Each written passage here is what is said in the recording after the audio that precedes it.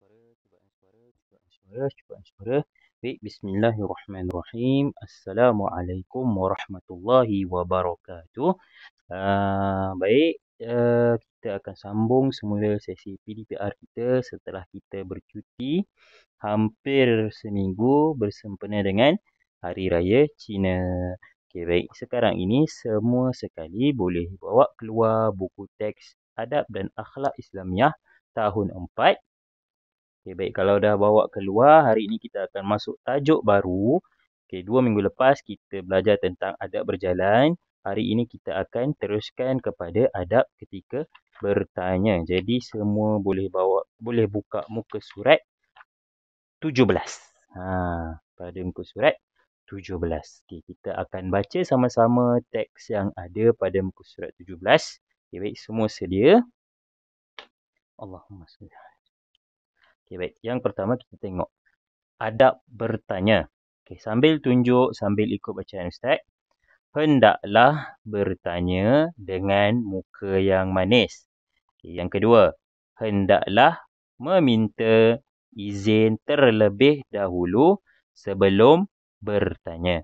Okay, baik. Yang pertama tadi, kalau hendak bertanya, kita kena tunjukkan muka yang manis. Tak bolehlah nak bertanya tu muka masam. Macam mana orang nak layan pertanyaan kita?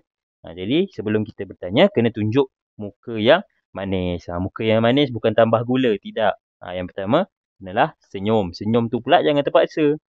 Senyum kelat je. Mana? Itu tak manis namanya. Kita kena senyum yang ikhlas. Okay, baik. Yang kedua tadi kita baca apa? Okay, kita hendaklah meminta izin terlebih dahulu sebelum bertanya. Kadang-kadang tu kalau nak tanya ustaz ke, nak tanya ustazah ke, jangan terus mencelah. Kalau katakan ustaz tu tengah mengajar, kan, mengajar. Tunggu sampai ustaz tu habis bercakap dulu, angkat tangan minta izin ustaz. Saya nak tanya, ustazah saya nak tanya. Jangan terus tanya saja. Itu kurang hajar kan namanya. Kalau nak bertanya, perlu angkat tangan minta izin dahulu. Kita tengok orang tu kalau dia dah tak bercakap, baru kita nak tanya. Tak izin boleh tak? Saya nak tanya ni. Okay. Minta izin dahulu. Kalau dia tak izin, biarkan dia bercakap. Nanti bila-bila baru tanya balik. Nak tanya boleh? Macam tu. Okay, baik, yang ketiga. Hendaklah dimulakan dengan membaca Bismillahirrahmanirrahim dan memberi salam. Okay, baik, yang terakhir. Hendaklah ikhlas ketika bertanya kerana dapat menghilangkan kemusykilan dalam diri kita atau diri orang lain. Okey, baik. Ada satu ejaan Jawi yang susah sikit. Jadi kamu gariskan. Okay, tulis di bawahnya rumi dia ke musykilan. Kemusykilan. Kemusykilan ni apa? Kemusykilan ni macam benda yang kita tak pasti ataupun benda yang kita tak tahu. Itu adalah kemusykilan. Maknanya kalau kita bertanya, kita mestilah tanya benda tu yang betul-betul kita tak tahu. Yang betul-betul kita tak faham. Jangan tanya tu nak uji. Kalau Ustaz Ustazah tanya untuk uji kamu, itu lain lah. Itu lain. Sebab itu dalam konteks mengajar. Ini kamu tanya nak tahu. Okey, baik. Seterusnya. Kita tengok yang seterusnya. Muka surat 18. Muka surat 18. Okey. Yang seterusnya. Bukan untuk bersikap riak di hadapan orang lain. Okey, baik. Seterusnya. Bertanya perkara-perkara yang tidak menyinggung orang lain. Kalau tanya tu janganlah benda-benda yang sensitif. Contoh dia macam dia ni ada kurap kat belakang. Tiba-tiba kita tanya, betul ke kau ada kurap? Jangan tanya benda-benda yang sensitif. Okey, baik. Yang seterusnya, jangan membanyakkan pertanyaan.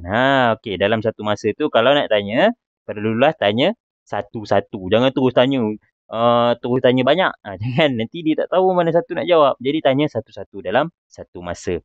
Okey, baik. Seterusnya, gunakan cara terbaik. Okay, seterusnya lagi, ucapkan terima kasih selepas bertanya. Okay, yang terakhir, jangan marah sekiranya pertanyaan anda tidak berjawab dan tidak dihuraikan sepenuhnya. Okey, baik. Kalau orang tu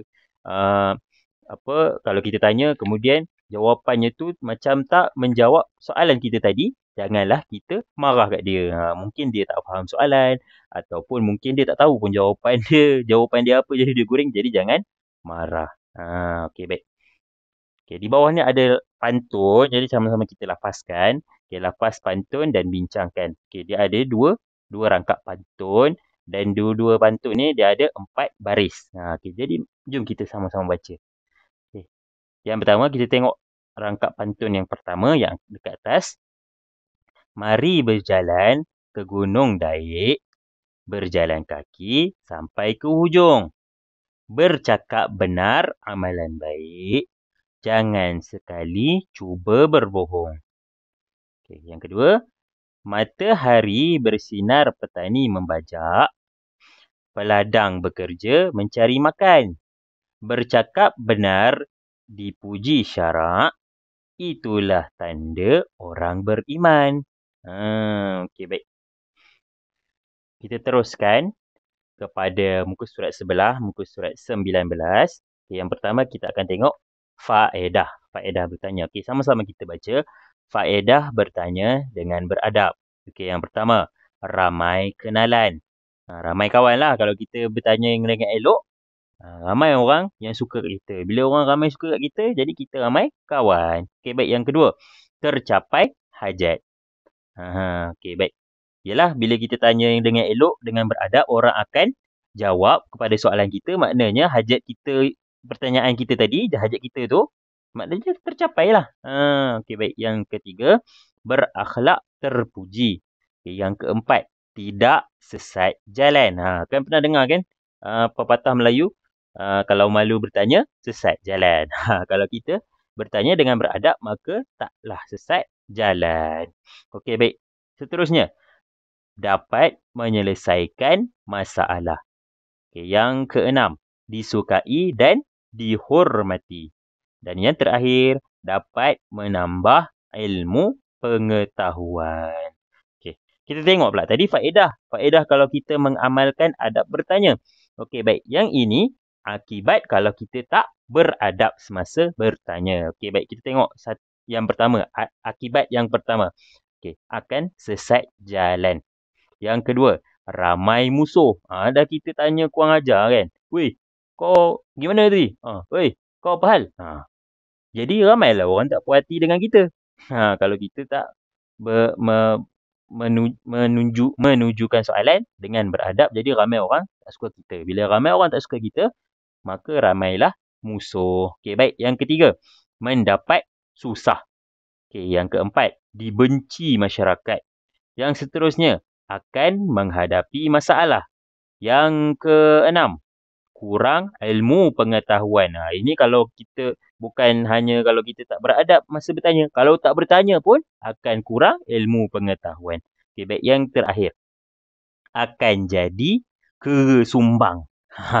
Yalah, orang dah tak suka. Ramai tak suka kita, ramai tak nak kawan. Jadi jadilah kerusumbang. Kerusumbang ni apa? Kerusumbang ni orang yang tak ada orang pun nak kawan dengan dia. Itu adalah kerusumbang. Itu adalah bukan pepatah, dia macam peribahasa lah. Orang kata kalau orang tak ramai kawan ni macam kerusumbang. Okay, baik. Kita tengok hikmah. Hikmah mengamalkan adab bertanya. Okay, jom kita baca sama-sama. Yang pertama, maruah terjaga. Yang kedua, luas pengetahuan. Yang ketiga, dilindungi Allah Subhanahu Wa Taala. Yang keempat, disayangi masyarakat. Yang kelima, dipermudahkan hajat. Yang keenam, mengeratkan silaturrahim. Yang terakhir, melahirkan suasana harmoni. Okey, baik. Kita tengok tujuan. Kalau kita bertanya, apa tujuan kita bertanya? Okey, baik. Yang pertama, tujuan bertanya. Yang pertama, mendapat faedah. Yang kedua, memberi kefahaman. Yang ketiga, menunjukkan perhatian. Yang keempat, untuk menyelesaikan masalah.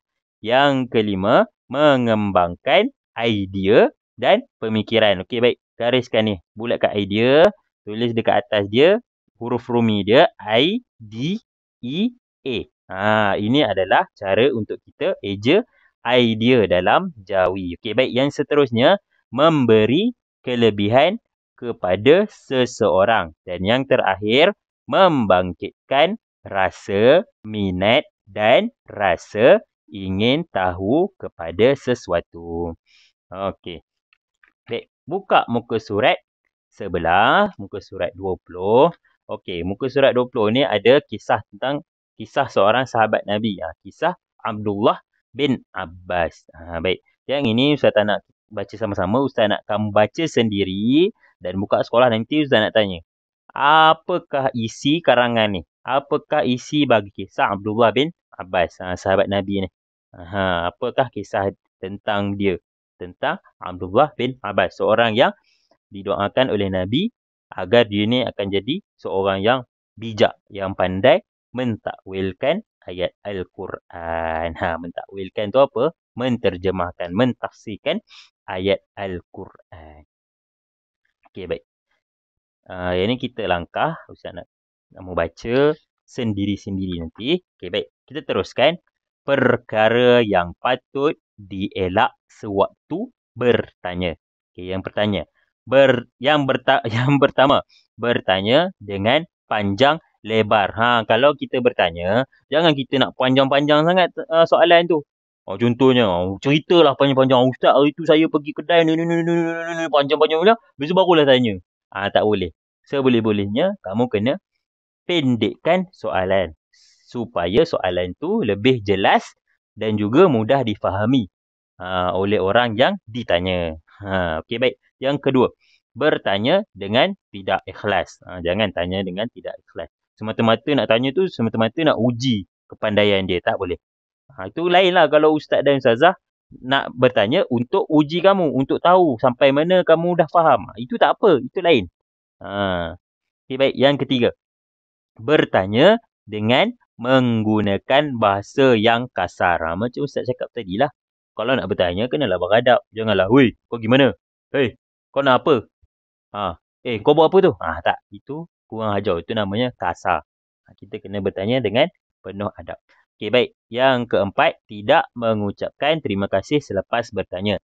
Yang seterusnya, bertanya dengan tidak memohon izin terlebih dahulu. Ini selalu kita buat.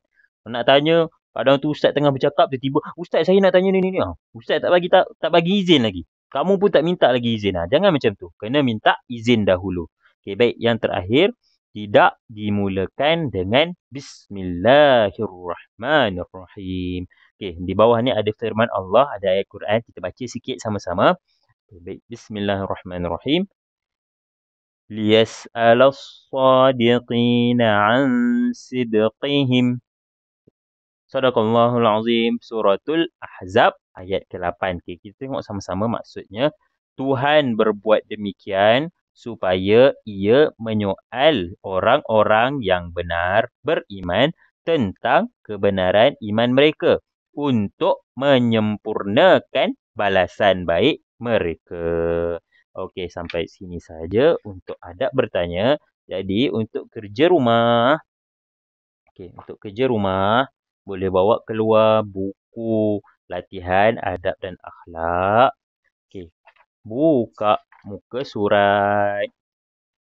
Buka muka surat 7. Okey, muka surat 7 ni masih lagi di bawah adab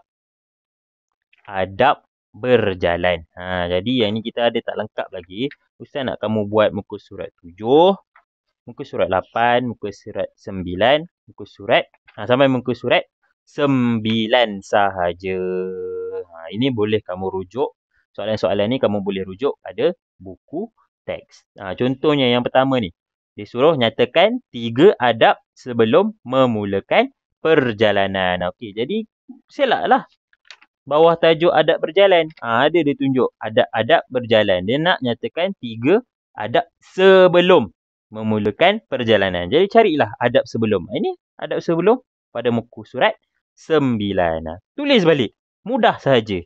Tak susah pun. Ustaz tak bagi kerja sekolah susah-susah punya. Semua ada dalam buku teks. Jadi segala soalan ni kamu boleh tengok buku teks daripada muka surat 8 sampailah muka surat 13. Tak lari mana punya. Jawapan dia mesti ada dalam buku teks. Jangan main hantam saja Ustaz tak nak. Ustaz nak kamu buat betul-betul lah. Sebab yang baru ni Ustaz cek ramai sangat main hentam je jawapan dia. Sedangkan jawapan ada dalam buku teks. Cari. Jangan tak cari. Jangan malas nak mencari. Belajar mana boleh malas. Jadi kenalah rajin. Kalau tidak sampai bila-bila pun tak pandai. Okey, baik. Itu sahaja untuk hari ini. Wassalamualaikum warahmatullahi wabarakatuh.